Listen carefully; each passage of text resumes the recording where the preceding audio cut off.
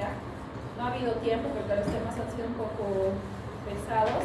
Sin embargo, la próxima vamos a tener que llevar, aunque sea 2 temas en una clase, no importa, nos vamos a tener que acomodar, ¿ya?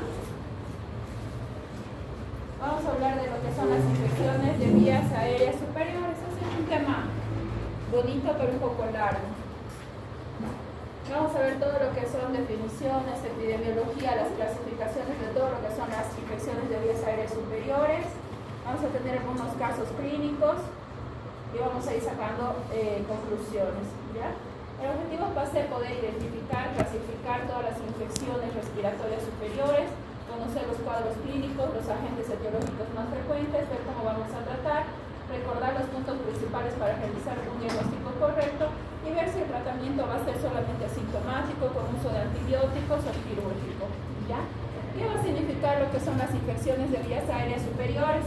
Va a componer todas las infecciones que están en la cavidad oral, nariz, faringe, senos paranasales, laringe y tráquea. Es el 20% de las visitas a la consulta externa de medicina general. La primera causa de visita al médico es una de las principales causas de ausentismo laboral. La mayoría son de etiología viral y su importancia radica que es el principal motivo de uso de antibióticos y muchas veces innecesarios, ¿ya? Así contribuyendo a lo que es la resistencia de antibióticos. Vamos a dividir según la localización y según la presentación. Según la localización tenemos lo que es la rinitis, la sinusitis, la faringitis, la laringitis. Según la presentación tenemos lo que es la rinofaringitis, o también conocido como resfriado común, o la sinusitis, conocido también como la rinosinusitis, la faringitis, conocido como faringoamidalitis, y la laringitis, también conocida como epiglotitis.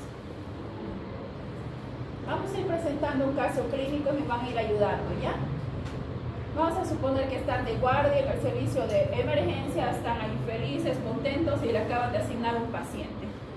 Este paciente es un paciente de 60 años con diagnóstico de diabetes, hipertensión arterial y además dislipidemia desde más o menos 10 años, ¿ya? El paciente va a acudir con una clínica de fiebre de 39 grados centígrados, rinorrea, mialgia, cefalea, tos seca y odinofagia de más o menos 36 horas de evolución, o sea, casi 2 días de evolución. Vamos a tener al examen físico un paciente taquicárdico, va a estar con una frecuencia cardíaca de 101 y lo positivo tenemos temperatura de 38,5. Su electrocardiograma va a estar normal. Vamos a tener al examen físico positivo, nariz por rinorrea y hialina, faringe hiperémica sin exudado y el resto normal, pulmones bien ventilados, y esta es la imagen que nosotros vamos a evidenciar. ¿Qué más les interesaría saber de este paciente? ¿Quién? A ver, levántame la mano. ¿Quién? ¿Si ha tomado algún medicamento, algún calmante, Ya, muy bien. ¿Si ha tomado algún tipo de medicación? ¿Qué más les interesaría saber? Si está hidratado, ¿no? ¿Perdón? Si el paciente está hidratado, ¿no? Al examen físico dice que está hidratado. Sí, fiebre intermitente. Ya, las características de la fiebre. Ya, muy bien, es una fiebre intermitente. ¿Qué más?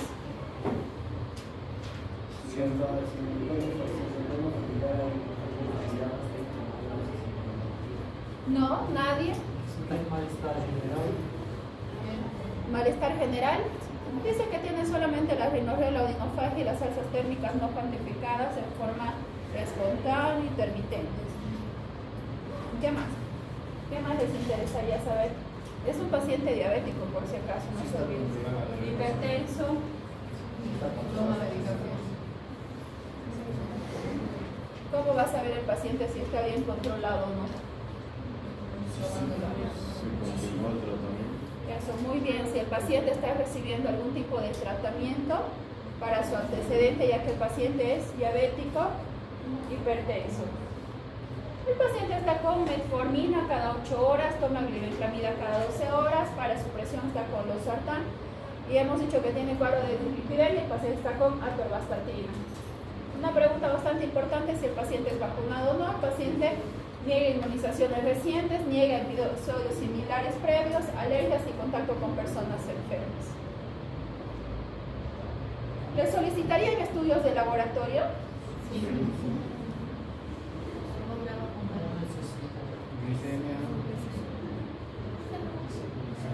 Levanten la mitad del curso que diga o los que crean que sí necesita laboratorios. Levanten. Vamos a ver. 1, 2, 3, 4, 5, 6, 7, 8, 9, 10, 11, 12, 13, 14, 15, 16, 17, 18, 19, 20. Recién vamos a ir viendo el diagnóstico. Tranquilos, vamos a ir viendo si necesitamos algún estudio. Entonces, creen que sí necesita estudios o laboratorios, ¿verdad? Vamos a revisar. Sí necesitamos laboratorios. ¿Por qué? ¿Por qué consideran que sí necesitamos laboratorios? Exacto, porque no es un paciente sano, es un paciente con antecedentes patológicos y una de las principales causas de alteración o complicaciones de la diabetes son las infecciones agudas, ¿ya? De cualquier tipo de origen, etiología o gravedad, ¿ya? Por lo tanto, a este paciente le vamos a solicitar un hemograma, química sanguínea, electrolitos séricos y hasta una gasometría. ¿Solicitarían algún estudio de imagen? Radiografía. ¿Y cómo le vamos a pedir la radiografía? A ver.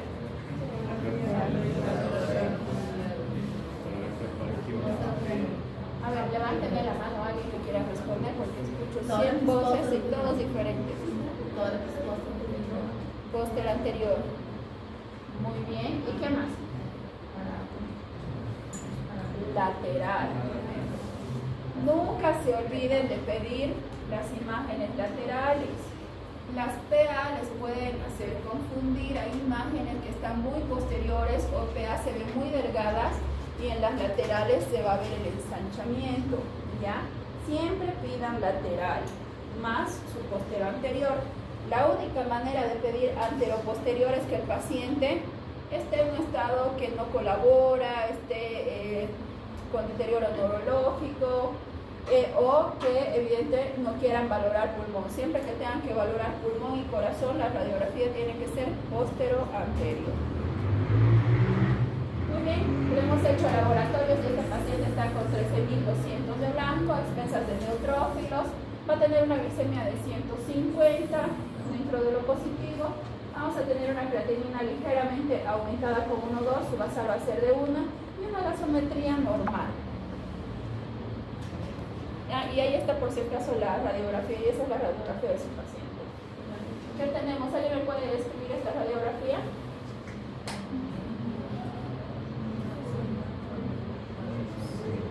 Vamos, escriba. ¿Qué tenemos aquí sin miedo?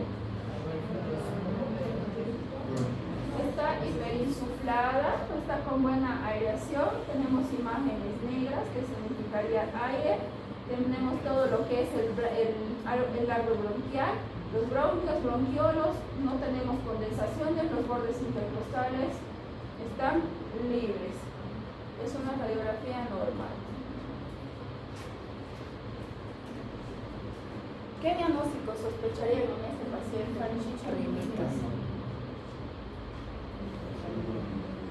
¿Qué haríamos a ese paciente? ¿Lo hospitalizamos? ¿Lo enviamos a casa?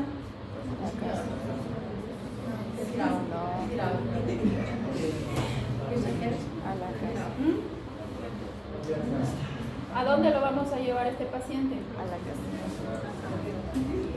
Levanten los que digan a su domicilio. 1, 2, 3, 4, 5, 6, 7, 8, 9, 10, 11. Los que quieran hospitalizar. Mira, los de allá, si uno levanta, el otro levanta. Si el otro no levanta, también no levanta. Vamos. ¿Quiénes dicen que se va a hospitalizar este paciente?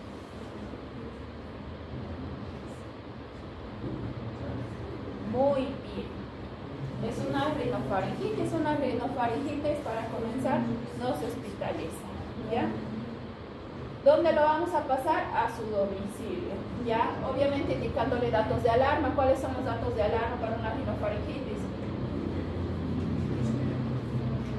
ya que empiece con disnea, que no mejore la temperatura pese a los antipiréticos, paciente aumente la taquicardia. ¿Lo mandamos con tratamiento? Sí. ¿Qué le vamos a dar de tratamiento? Analgésico y antipirético. ¿Ah? Analgésico y antipirético. Y si les digo que es aquí, tipo influenza. Javiera, una cosa. ¿Qué? Antialérgico para faringite e paracetamol para febre, não. ¿Y si te digo que es tipo influenza? É sintomático. Si te digo que es tipo influenza.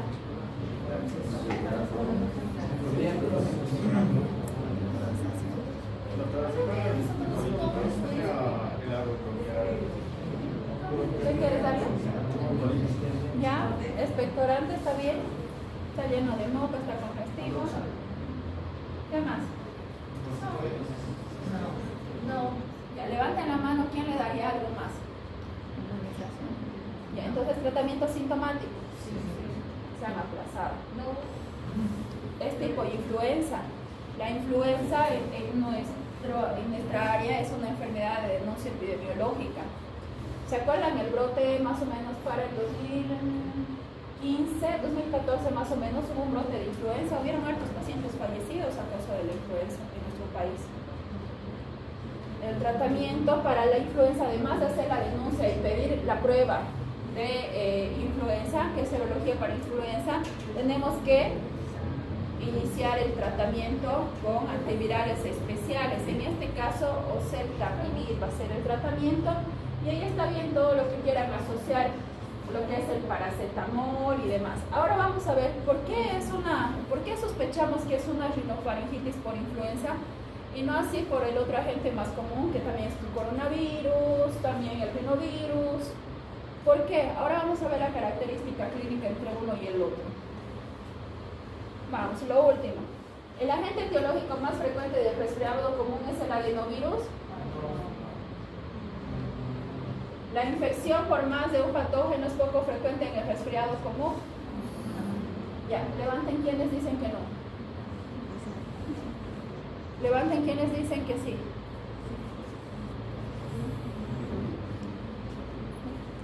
¿El diagnóstico del resfriado común es clínico? Sí. Levanten quienes dicen que sí. ¿El tratamiento antiviral está indicado cuando los síntomas persisten por más de 5 a 7 días? Levanten la mano quienes dicen que sí. ¿Quiénes dicen que no? Muy bien. No les voy a decir la respuesta porque va a ser en su examen. No, mentira. El agente etiológico más frecuente del resfriado común es el adenovirus. No, ahora vamos a ver cuáles son los más frecuentes. La infección por más de un patógeno es poco frecuente. No, normalmente los pacientes que están resfriados, una de las complicaciones más frecuentes son las faringoamigdalitis, ¿verdad? Y además las micosis. El diagnóstico del resfriado común es clínico 100%. ¿El tratamiento antiviral está indicado cuando los síntomas persisten más de 5 a 7 días? No, es otro signo de alarma. Cuando persiste la fiebre, la clínica por más de 5 a 7 días, hay que pensar en alguna complicación propia de la faringitis o del resfriado común. Bueno, ahora sí, vamos a ver el tema. Inflamación de las vías aéreas superiores ocasionada por generalmente un virus respiratorio. Puede producir lo que es la rinología y la congestión nasal. Es la clínica principal por la que viene el paciente. Ojo, no estoy colocando odinofagia, no estoy colocando aquí fiebre, solamente estoy diciendo que lo que es el resfriado común viene asociado más a rinorrea y congestión nasal. En escolares tenemos una incidencia de 7 a 12 episodios al año. A medida que van creciendo vamos a tener de 2 a 3 episodios al año. Más frecuente en otoño-invierno, la transmisión será contacto directo o por aerosoles. Entre la clínica más frecuente está la congestión nasal, los estornudos, la faringodinia, tos, disfonía, cefalea, fatiga y miren, el lapso de fiebre. Es poco el porcentaje. Sin embargo, vamos a ver las diferencias. Vamos a ver primero que los más frecuentes ya va a ser el rinovirus, seguido el coronavirus, luego el parainfluenza, el virus sincitial respiratorio. Ojo, es pregunta de examen, ¿cuáles son los agentes más frecuentes del resfrío común o de la rinofaringitis? El diagnóstico, hemos dicho ya, es clínico, no es necesario identificar el patógeno. Es importante excluir condiciones más graves que puedan ser tratables. Hay que hacer siempre lo que son los diagnósticos diferenciales e indicar al paciente en qué situación tiene que volver. Y aquí tenemos la diferencia entre lo que es un simple resfriado común, que es de los muchos que todos tenemos, en relación a la influenza estacional.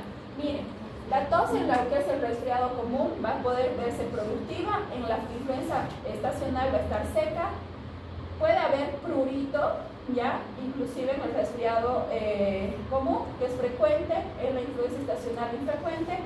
La fiebre, y era lo que hace rato enfatizaba, no se olviden que el paciente del caso clínico tenía temperatura de 38,5, ¿verdad? Entonces la temperatura se ve generalmente igual en la influenza estacional. Con estos síntomas prácticamente nosotros tenemos que pensar en influenza y tenemos que hacer la denuncia epidemiológica, ¿ya?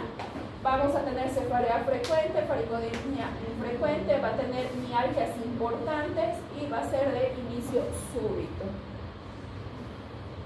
Ahí está, enfermedad por influenza, entonces la temperatura, hemos dicho que la tos va a ser seca, la cefalea, va a tener además asociado dinofagia, poco frecuente, puede haber todo lo que son las mialgias, asociado dolor torácico, dolor abdominal, congestión nasal, puede haber diarrea, va a haber rinorrea, artralgias, postración en el paciente. La clínica va a ser más tórpida y más grave, ¿ya?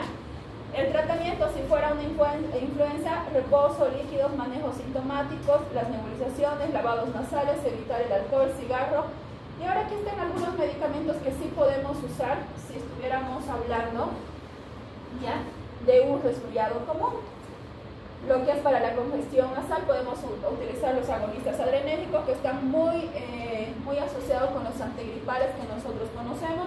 Los antigripales en realidad ya vienen una combinación con lo que es los agonistas adrenérgicos, más los antihistamínicos y más los AINES, ¿no? Es por eso que utilizamos los antigripales para las faringitis, ¿ya? Y en caso de que la tos sea productiva, ¿qué es lo que vamos a utilizar? Un expectorante mucolítico. Si la tos fuera seca, es la única indicación para utilizar lo que nosotros tenemos como codeína, clorfeniramida y dextrometorfano. Muy bien, son los únicos antitusivos. Efectos adversos. Todos los antigripales ahora, ya por el mismo hecho de que tienen los agonistas alfa-adrenérgicos, producen aumento de la presión arterial. Es por eso que está contraindicado lo que son los antigripales dar a pacientes hipertensos, ¿ya? Más aún si son hipertensos de difícil control. Los antihistamínicos, hay que tener cuidado con los antihistamínicos en pacientes que tengan desviación del tabique o cualquier tipo de cuadro o hipertrofia de cornetas, que va a bloquear las fosas nasales, lo cual va a hacer que empeore la congestión nasal, ¿ya? Y los antitusígenos, la codeína es un medicamento controlado, por lo cual puede producir dependencia. Hay que tener cuidado con la codeína, ¿ya? Y para la influenza, vamos a dar lo que hace rato dijimos, el oseltamivir solamente por un periodo de 5 días. También podemos utilizar el zanamivir, que no lo tenemos acá, en inhalaciones cada 12 horas. De preferencia, iniciar el tratamiento dentro de las primeras 48 horas de inicio de los síntomas para apaciguar un poco lo que es la carga viral y la clínica del paciente. Ahora hay estudios que se han realizado. Este es un estudio aleatorio de 9 estudios aleatorios, en realidad ensayos ya doble ciegos controlados con placebo versus los pacientes que han utilizado oseltamivir, ¿no? Y han visto en los pacientes que han usado oseltamivir cada 12 horas por 5 días que han tenido menor tiempo para la resolución de los síntomas, menor riesgo de complicaciones y mayor presencia de náuseas y vómitos. Sin embargo, la resolución de estos pacientes, en vez de tomarse el tiempo de 5 a 7 días de la resolución, ha disminuido a 3 días.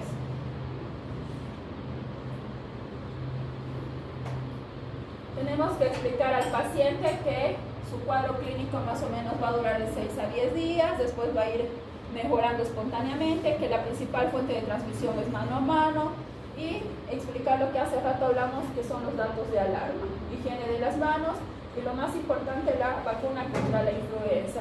Lo propio, se ha hecho estudios entre los pacientes que se vacunaban y los que no se vacunaban. Dentro de los pacientes que se vacunaban versus los que no, hemos visto que se ha disminuido del 15% al 9% de complicaciones entre los pacientes que sí han recibido la vacuna, ¿ya? Y estos son para pacientes con enfermedades tipo influenza, o sea, para cualquier tipo de infección viral.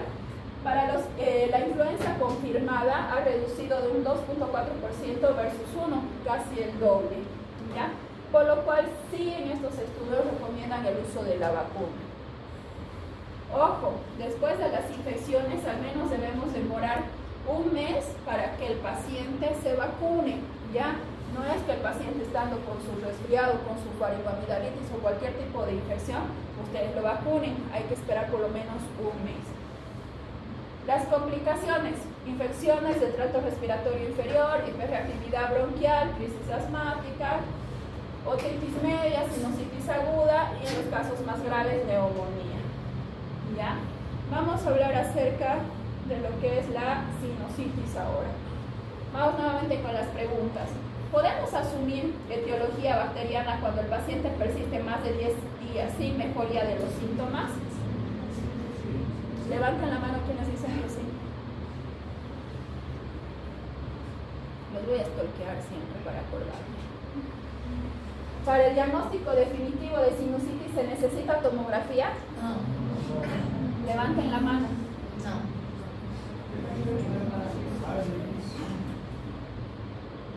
Ya vamos a ver. ¿El tratamiento empírico de primera línea es con amoxicilina? Levanten la mano quienes dicen que sí. No, está bien, pero ¿cuál es tu indicación inicial de primera línea?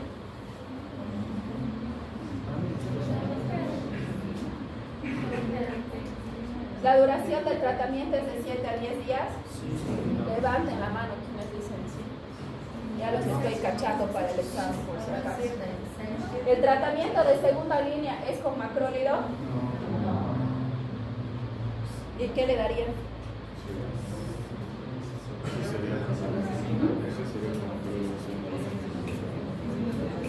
Vamos a ver. El caso de falla al tratamiento, ¿está indicado el cultivo de secreciones con función del seno maxilar? Levanten la mano quienes dicen que sí. Ahora se van a desmayar con las respuestas.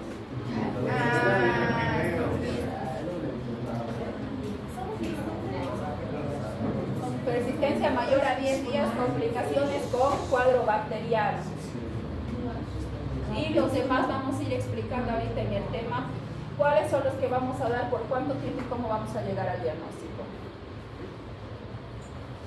¿Qué es la sinusitis? Es la inflamación de la mucosa nasal y de los senos paranasales, tiene una duración menor a 4 semanas, la mayoría de casos secundarios a infecciones virales, como hace rato dijimos, es una complicación de la rinofaringitis, ¿verdad? Tiene una incidencia anual del 13%, presenta al menos 1 de cada 7 adultos, es más frecuente en mujeres en una relación de 2 a 1, tiene una mayor incidencia en adultos de 45 a 74 años, tiene indicación frecuente de tratamiento antibiótico, dado que la causa principal es las infecciones bacterianas, ¿ya?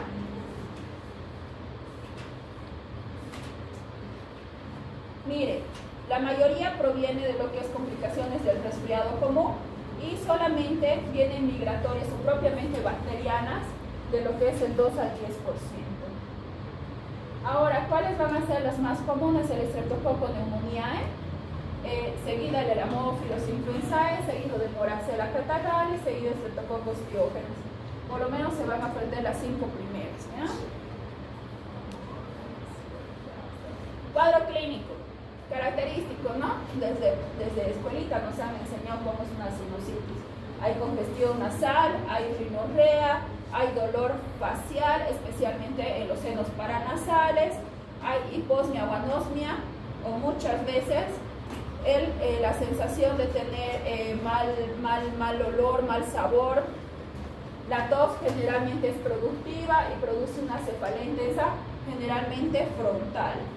Puede durar, ya hemos dicho, hasta un máximo de 4 semanas, ¿ya? Para poder diagnosticar una sinusitis bacteriana también tenemos criterios. Para esto necesitamos 2 mayores o un mayor más 2 menores. Dentro de los criterios mayores vamos a tener la descarga nasal purulenta, la descarga postnasal purulenta, congestión o obstrucción nasal, congestión facial, dolor facial, hiposmia o anosmia, fiebre mayor a 39. Dentro de los criterios menores vamos a tener la cefalea, otalgia, la litosis, dolor dental, tos, fiebre menor a 39 y fatiga. Ojo, podemos dar algún caso clínico en el examen y preguntarles a ver criterios de sinusitis, tomen en cuenta. Presentaciones que apoyan a la etiología bacteriana. Que el paciente persista en la clínica y no haya mejoría de los signos y síntomas mayores a los 10 días, lo que hemos dicho en las preguntas al inicio, ¿ya? O que haya sido inicio con signos y síntomas graves, mayor a 3 a 4 días, si hay un empeoramiento de los signos y síntomas después de 5 a 6 días o deterioro posterior a una mejoría. Quiere decir que el paciente ya esté saliendo de su cuadro viral, de su rinofaringitis, y el paciente empieza nuevamente con fiebre, nuevamente con deterioro. Ya en una situación común vamos a ver que su cuadro pico máximo va a estar más o menos en el 3er o 5.º día, pero debemos tener que ir disminuyendo los síntomas hasta tener una resolución hasta los 12 días. Si pasado este tiempo, ya cuando ya se supone que deberíamos tener o apaciguar los signos y síntomas, el paciente nuevamente empieza a presentar fiebre, nuevamente disnea, nuevamente lo que son las secreciones, estuviéramos hablando de una complicación de la sinusitis. Diagnóstico clínico, no indicado los estudios de imagen, ¿ya? Excepto, ahorita vamos a ver en cuáles casos, el estándar de oro en realidad es el cultivo de secreciones obtenidos por rinoscopía o punción de seno maxilar. Necesitamos para catalogar por lo menos mayor a 10.000 unidades formadoras de colonias en los cultivos. El tratamiento que hemos hablado sí necesita la amoxicilina, pero no la amoxicilina pura. La indicación es de usar amoxicilina más clavulánico, que es de primera línea. Ya podemos usar de 500 miligramos barra 125 cada 8 horas, o también la de 875 cada 12 horas. De segunda línea tenemos la doxiciclina cada 12 horas o de 200 miligramos cada 24 horas. Lo mismo, se han hecho estudios donde se ha visto amoxicilina versus amoxicilina más clavulánico, la cual nos ha ayudado a cubrir otro tipo de agentes causantes de la sinusitis, por lo cual es el motivo, bueno, por el cual se recomienda, ¿no? Ahora, ¿qué pasa? Lo que hace rato decía su compañero, pacientes con alergia, ¿ya? Entonces también tenemos lo que es la segunda línea que hace rato hablamos, la doxiciclina, o lo que al inicio hemos hablado, no son macrólidos los de la elección, son quinolonas, la cual podemos utilizar la levofloxacina o la moxifloxacina. Factores de riesgo para la resistencia antibiótica.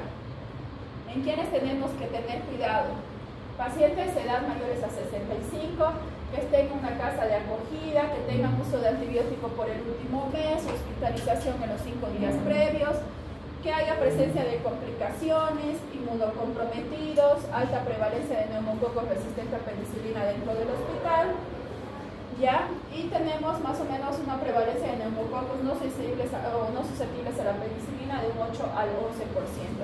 ¿Qué quiere decir? En todos estos pacientes, probablemente mi inicio no sería una amoxicilina más clavulánico. Si estamos hablando de pacientes que viven en acogidas, que todo el tiempo están en contacto con agentes frecuentes de infecciones virales o infecciones bacterianas, ya probablemente su inicio sea lo que sea una fluoroquinolona o una penicilina. No vamos a ir al inicio con una amoxicilina, con una tetraciclina, ¿ya? Ya hemos visto el tratamiento, dependiendo de la gente también vamos a ver el tiempo de duración. Hay algunos que duran menos que otros. En el caso del estreptococo neumonía va a tener una duración hasta de 4 días. Manejo de los sintomáticos, la hidratación, calor local, lavados nasales con solución fisiológica. No se recomienda en los casos de sinusitis, y esta es una de las pautas tal vez únicas de lo que son infecciones de vías aéreas superiores, en la cual no se dan antihistamínicos ni corticoides. ¿Por qué? Por mayor tendencia a la inmunosupresión del paciente, y hay que tenerle pánico a la sinusitis porque es el contacto directo con lo que es la cabeza, y aquí vienen las complicaciones, ¿ya? Tenemos las complicaciones intracraneales, en la cual están los abscesos cerebrales, meningitis, empiema, absceso epidural, la trombosis de senos venosos. Entre los extracraneales tenemos la celulitis prioritaria, el absceso superióstico. En estos pacientes que sospechamos de alguna complicación, está indicada lo que hace rato hablábamos, la tomografía.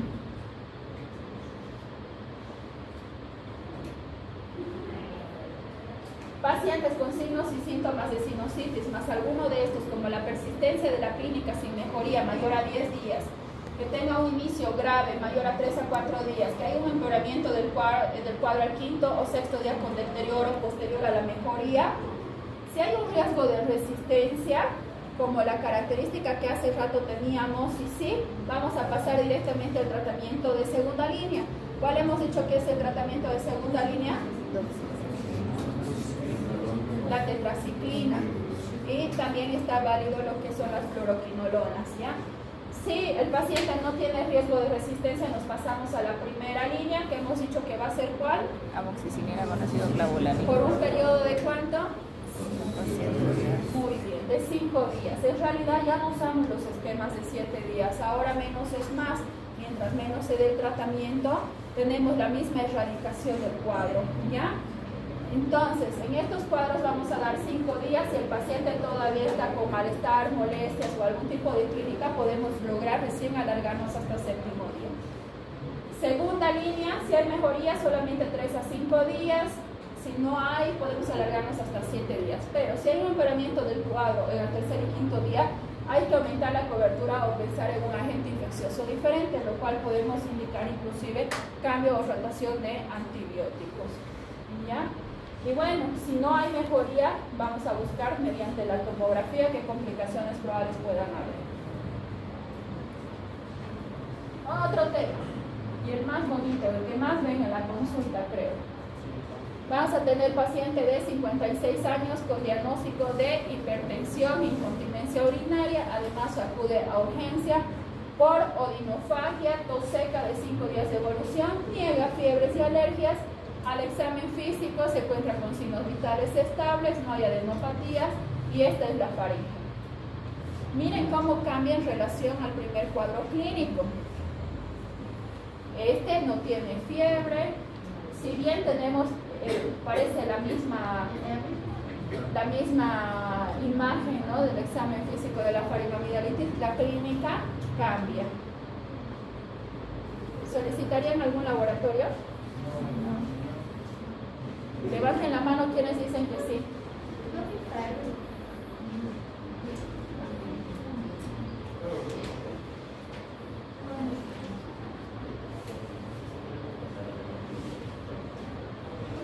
¿Qué pasa, los jóvenes?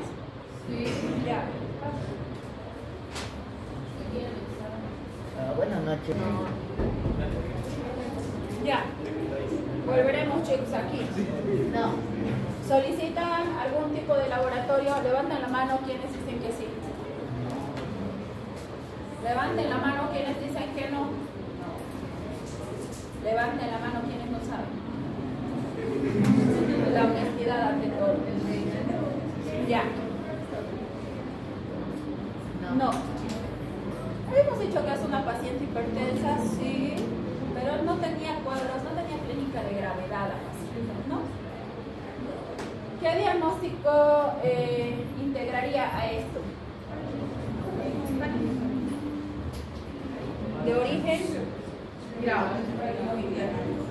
Entonces estamos sospechando de una faringitis de origen viral. Del puntaje de sector ahorita lo vamos a ir revisando ya en el tema. ¿Qué tratamiento le indicaríamos a este paciente?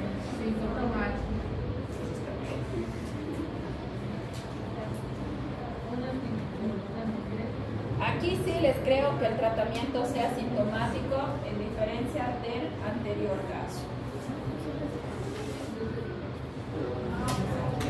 Hombre de 38 años. Vamos aquí, chicos, todos atentos. Ahora es un tema.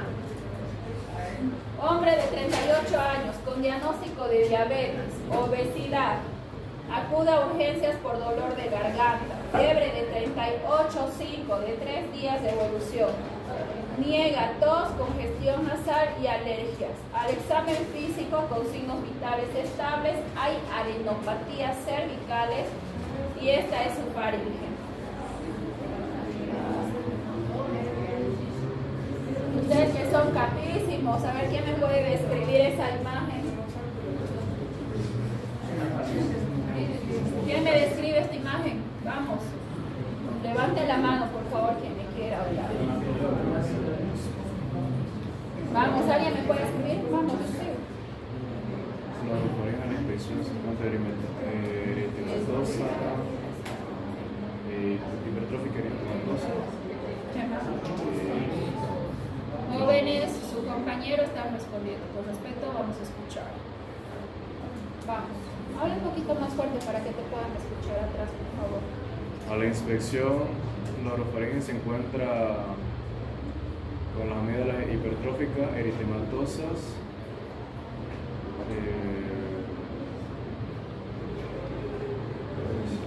con presencia de tóxicos.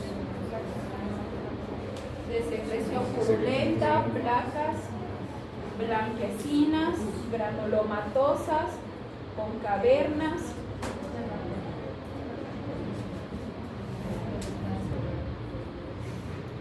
¿Solicitarían algún laboratorio en este paciente?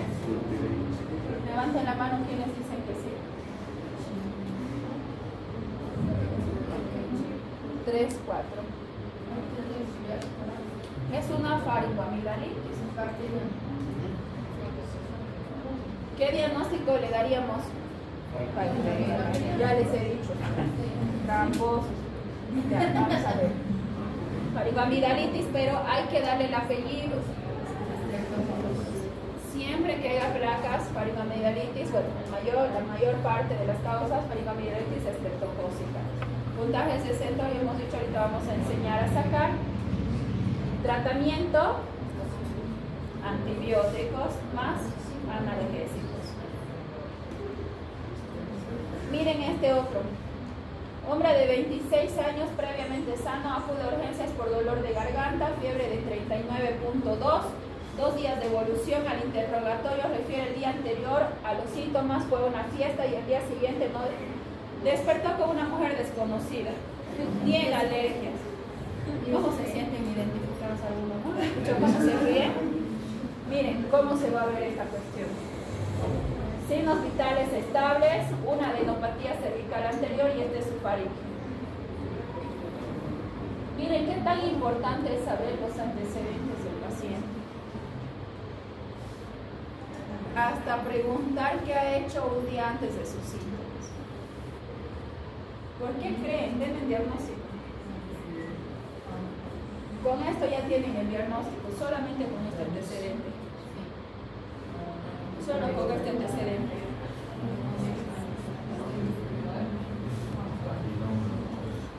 Está castigada la Javiera.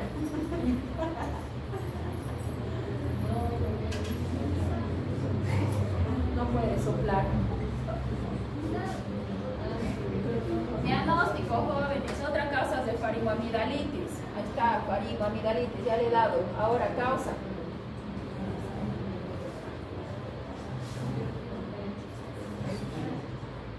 ¿Solicitarían algún laboratorio? Sí. ¿Qué le solicitarían?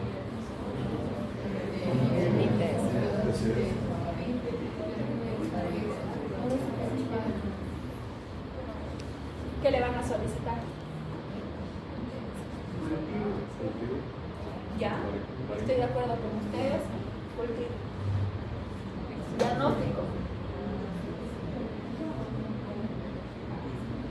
Esto también me ha pasado en pacientes que han tratado con una faringoamidalitis, porque evidente ustedes ven las imágenes y es una faringoamidalitis. Ahora, como cualquier tipo de faringoamidalitis, por ser el agente más frecuente de la estreptocócica, iniciamos amoxicilina. Paciente a los 5 días, en vez de mejorar, empeora. No ha respondido nada al tratamiento. Eso también nos hace pensar en esta faringoamidalitis, porque de canto de inicio no le preguntamos, ¿no? Y antes de que has presentado tu dolor, ¿qué has hecho? ¿No ve? Generalmente cuando se trata de faringoamidalitis no preguntamos, pero cuando la faringoamidalitis persiste pese al tratamiento, ya tenemos que empezar a indagar qué ha hecho. A esto me conlleva a llevar nadie la apuesta. Háganme recuerdo, les voy a aumentar 2 puntos a su examen si me dicen qué es. Excepto. Sífilis. ¿Qué es? Es infección. Sí, pero me tienes que decir qué cosa. Tantas causas. Virus o papiloma. Mueres, Javi, Silvia. No sabe. A ver.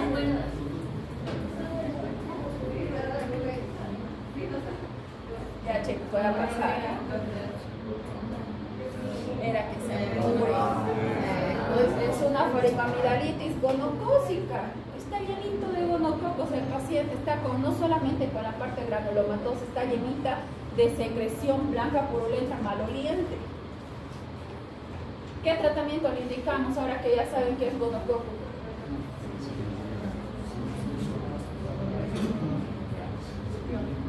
Hay 2 opciones, ¿no? Podemos iniciar con lo más frecuente que les pincha, ¿qué es? Muy bien. El segundo, que usamos mucho también, y en mí lo tengo, podemos usar ceftriaxona intramuscular endovenoso asociado a acitromicina. Penicilina también nos va muy bien, una única dosis de penicilina, y ve la evolución del paciente. Lo malo es que muchas veces no responden solamente a la penicilina, hay que asociar por lo menos 2 antibióticos, ¿ya? El agente etiológico bacteriano más frecuente es el Streptococcus pyogenes.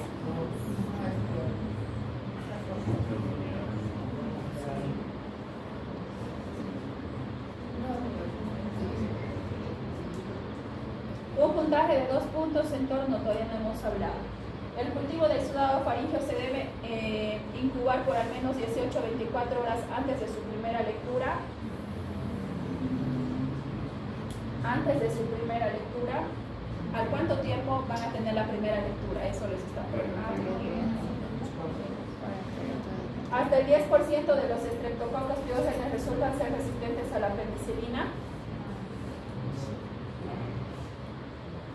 Este es un tipo raro ya de bacteria, el Fusobacterium microporum. Es un agente etiológico de faringitis bacteriana que se asocia a grandes riesgos y complicaciones graves.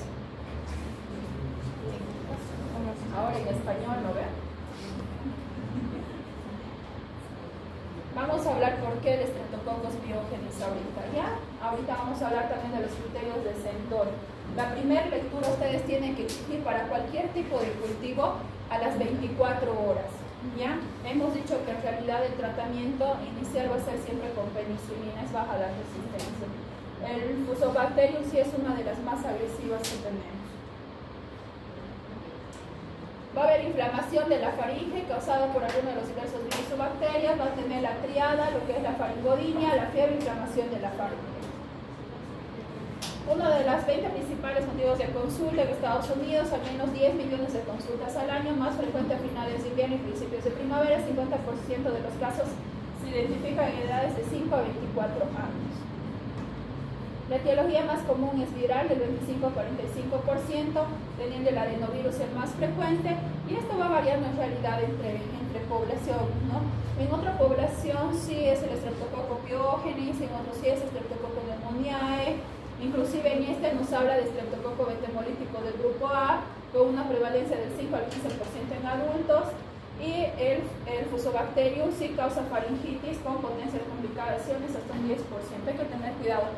En nuestro país, la verdad, nunca en los cultivos he podido evidenciar, creo, ni en microbiología nunca he podido identificar, o tal vez no tenemos experiencia para poder identificar esta bacteria. Hablando de una faringitis estreptocócica simple, ya vamos a ver que los síntomas al inicio es abrupto, tiene disfagia, fiebre, hay náuseas, vómitos, dolor abdominal, hay faringodinia, cefalea, hay signos como eritema faríngeo, hipertrofia amigdalina, petequias en paladar, el exudado faríngeo, úvula edematosa, adenopatías y exantema puede haber con escarla tiniforme, que es más frecuente en niños. Nuevamente las imágenes.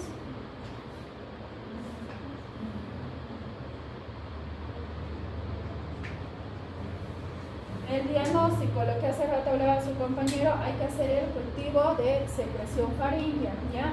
Hay dos modos de pedir los cultivos. Hay cultivo para gérmenes comunes, que son las bacterianas, y el cultivo micológico. Cuando ustedes hacen solicitud y solamente colocan cultivo de hisopado o cultivo de esputo o hisopado faríngeo más antibiograma, solamente les van a reportar las bacterianas, no les van a reportar las micológicas. Por eso es importante que cuando ustedes pidan cultivo de exudado faríngeo, ¿ya? También pidan no solamente gérmenes comunes, sino también las bacterianas, ¿ya? Hay también pruebas rápidas de detección de antígeno. Nosotros no tenemos acá, que tiene una sensibilidad del 70-90% con una especificidad mayor al 95%. Y uno de los que más nos gusta manejar son los criterios de Centor modificado que tenemos. El criterio de Centor nos maneja cuando un paciente va a hacer una faringoamigdalitis estreptocócica o una faringoamigdalitis. Los criterios tenemos que tener temperatura mayor a 38, ausencia de tos, adenopatía cervical anterior, exudado o edema amigdalar y edad mayor a 45 años. Puntaje de 0, pues no se inicia el tratamiento. Cuando el paciente tiene 1, podemos dar antibiótico de acuerdo a la clínica del paciente, ¿ya? En estos pacientes con puntaje de 1 no recomiendan inclusive ni siquiera realizar el cultivo. Con 2 puntos de criterios de Centor sí hay que realizar el cultivo, ¿ya? Y dar antibióticos solo si el cultivo va a salir positivo, tanto en el 2 como en el 3. Y en el 4 tenemos que dar antibiótico empírico, además de realizarle el cultivo y hasta llegar a los resultados. O sea, con 4 puntos o 4 criterios de los anteriores mencionados, es la única indicación para que iniciemos tratamiento a ciegas y podamos realizar el cultivo. El tratamiento, la penicilina, ¿ya? Vamos a tener cada 12 horas por 10 días, dependiendo del cuadro, ¿ya? Pero ahora ya tenemos las combinadas, que una sola dosis, como lo que es el triapen o el terbosil, el paciente está cubierto. Pero sí asocien, pueden asociar amoxicilina, más clavulánico sería lo ideal, ¿ya? Cada 12 horas, ¿ya? Y bueno, lo que hace rato les decía, la penicilina benzatílica. Si hay alergia a las penicilinas, podemos irnos a la cefalexina, a la citromicina o a la clindamicina. Otras faringitis bacterianas, tal vez menos frecuentes, tenemos los estreptococos grupos C y G, que produce cuadro de faringoamigdalitis, tenemos los múltiples anaerobios que producen la angina de Vincer, tenemos el que hace rato ya hemos comparado a lo que es el Fusobacterium, tenemos la Neisseria gonorrea también que hace rato lo hemos visto, entre otras ya bastante poco frecuentes.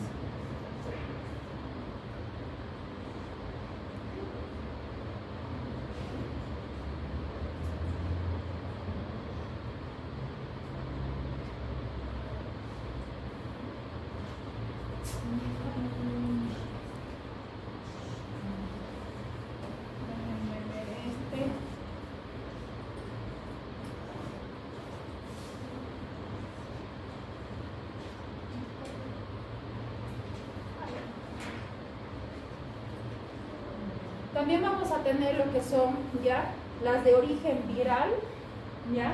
Las de origen viral, las faringoamigdalitis, que es esta última imagen que les he mostrado. Ahorita vamos a revisar. Esta. Si vemos, no hay secreción purulenta. Tiene petequias amigdalares. Vamos a ver ahora. Estos pacientes generalmente vienen asociados de conjuntivitis, coriza, tos, disfonía, estomatitis o exantema viral, ¿ya? Dentro de esto tenemos la gingivoestomatitis y la herpangina. El tratamiento pues es de acuerdo a la clínica y la etiología por la cual estamos sospechando, si el paciente ha tenido antecedentes o contacto con algún paciente ya infectado, ¿ya? Las complicaciones, el absceso periamigdalino, el absceso del espacio parafaringeo, otitis media, sinusitis, linfadenitis, mastoiditis, ¿ya? Estos pacientes en estos casos, en eso sí hay que asustarse, hay que mandar nuevamente consulta para otorrino y ver la probabilidad de hacer un manejo quirúrgico o solamente manejo antibiótico, ¿ya? Por las complicaciones que puedan traer. Clínica de la faringoamigdalitis aguda, ¿ya? Hay algunos de los siguientes criterios: si existe algún brote comunitario, ¿ya? Si hay inmunosupresión, si hay antecedentes de fiebre reumática, si hay síntomas graves, si sí, tratamiento antimicrobiano inmediato, ¿ya? Si no, hay que hacer el puntaje de Centauri, y de acuerdo al puntaje de Centauri hemos dicho, vamos a identificar si vamos a realizar tanto el cultivo como el antibiótico. Ahora, en caso de laringitis, ¿qué va a hacer la laringitis? Va a ser lo que es la presencia de disfonía, disminución de la fonación, de la proyección de la voz asociado a infecciones de vías aéreas superiores y puede producir la tos seca. ¿Ya? Es el 1% de las consultas médicas en Estados Unidos, el 42% corresponden a laringitis. Más frecuente en mujeres, mayor incidencia en invierno. Las causas, la principal, rinovirus, influenza, parainfluenza, adenovirus, coronavirus. La clínica ya es semiología, la cual va a haber disfonía en el paciente. Se puede realizar una laringoscopía, en el cual en quienes en realidad está indicada la laringoscopía: en pacientes con edema laríngeo, congestión vascular, cuerdas vocales eritematosas, en todos los pacientes en donde se nos pueda complicar sí la laringitis. El tratamiento también es de acuerdo a la etiología, ya los antibióticos no están indicados en los pacientes con clínica típica, solamente si hay sospecha de alguna complicación, reposo de la voz y analgesia. Ahora, por último, tenemos la epiglotitis, que es el proceso infeccioso inflamatorio de las estructuras supraglótidas, más común en adultos, del 90 a 95% de los casos, es más frecuente en el sexo masculino, tiene una incidencia de 2 casos por 100.000 habitantes. Causa más común, Haemophilus influenzae, seguido es el Streptococcus pneumoniae, Aureus piógenes y la meningitis. Va a producir esta odinofagia, la faringodinia, asociado a fiebre, salivación, estridor y disfonía.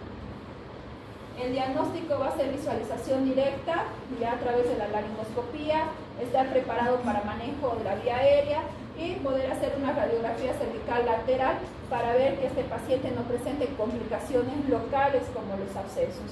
Ahí tenemos lo que es el signo del pulgar, en el cual vamos a ver evidencia de lo que es una estenosis ya severa del paciente.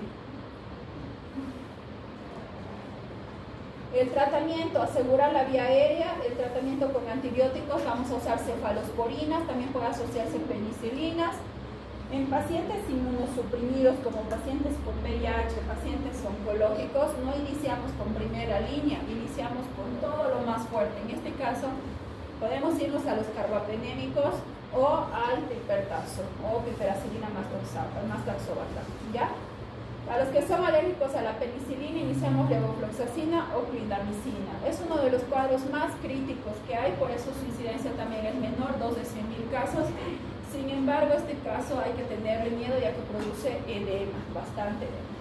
Muchos pacientes terminan intubados, ¿ya? La prevención a través de las vacunas. Hay que hacer profilaxis en caso de confirmados de infección por meningitis o influenza con rifampicina, ciprofloxacina o ceftriaxona. Esto es solamente para que lo conozcan y tengan idea de cómo vamos a ir manejando, ¿ya? Manejo del estridor en adultos, hay que dar tratamiento antibiótico. En casos graves sí es necesario nebulizar. Si vamos a tener un edema importante, hay que usar la epinefrina. Hipoladisnia que asocian los pacientes, bueno, poder oxigenarlos, ¿no? Conclusiones, jóvenes, de todo el tema. Las infecciones de vías aéreas superiores son un motivo frecuente de consultas en urgencia, por lo que es necesario conocerlas. Es fundamental saber identificar si se trata de viral o bacteriana para el uso correcto de antibióticos. Es importante proporcionar datos de alarma a los pacientes para identificar de forma oportuna las fallas al tratamiento y poder prevenir las complicaciones. Ahí hemos terminado, pero la siguiente clase la tenemos cruda. Tenemos que avanzar con asma.